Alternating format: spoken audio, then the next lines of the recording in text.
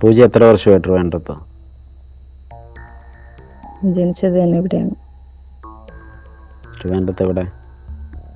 റസൽപുരം. റസൽപുരം. പൂജയാണോ ഈ palliative ഗ്യാങ്ങിൻ്റെ leader? ഞാൻ ലീഡറൊന്നുമല്ല, ഞാൻ ജനറൽ ഹോസ്പിറ്റലിലെ സൂപ്രണ്ടൻ്റാണ്, പാലിയേറ്റീവ് കെയർ യൂണിറ്റിൻ്റെ.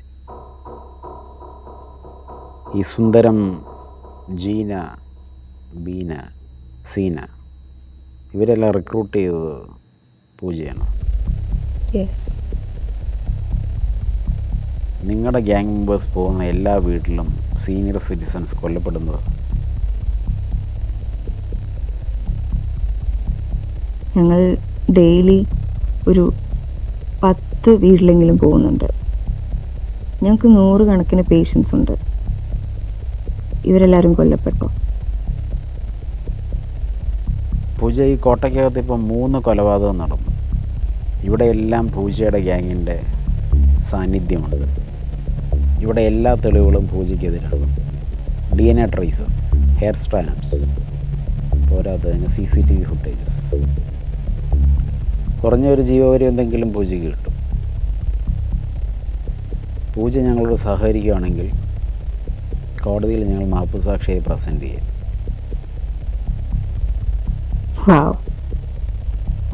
ഞാൻ വർക്ക് ചെയ്യുന്ന സ്പേസിൽ എൻ്റെ DNA ട്രേസ്, എൻ്റെ ലൊക്കേഷൻ,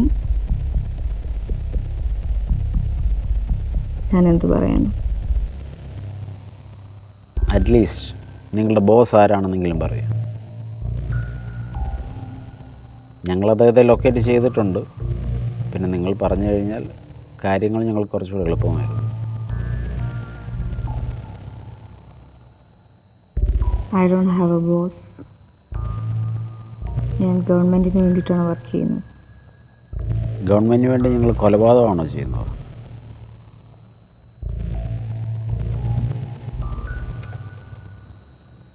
പൂജ, അടുത്ത ദിവസം നിങ്ങളെ ഞങ്ങൾ കോടതിയിൽ പ്രസൻറ്റ് ചെയ്യും.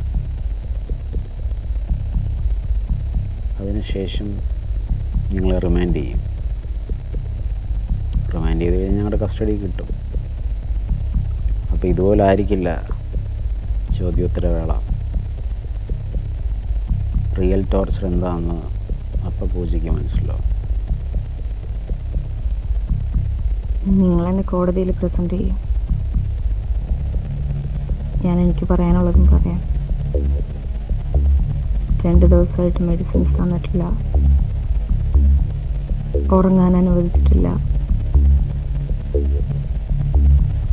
എൻ്റെ ഡോക്ടറിനെ പോലും കാണാൻ സമ്മതിച്ചിട്ടില്ല. ഇതൊക്കെ ഞാനും പറഞ്ഞോളാം.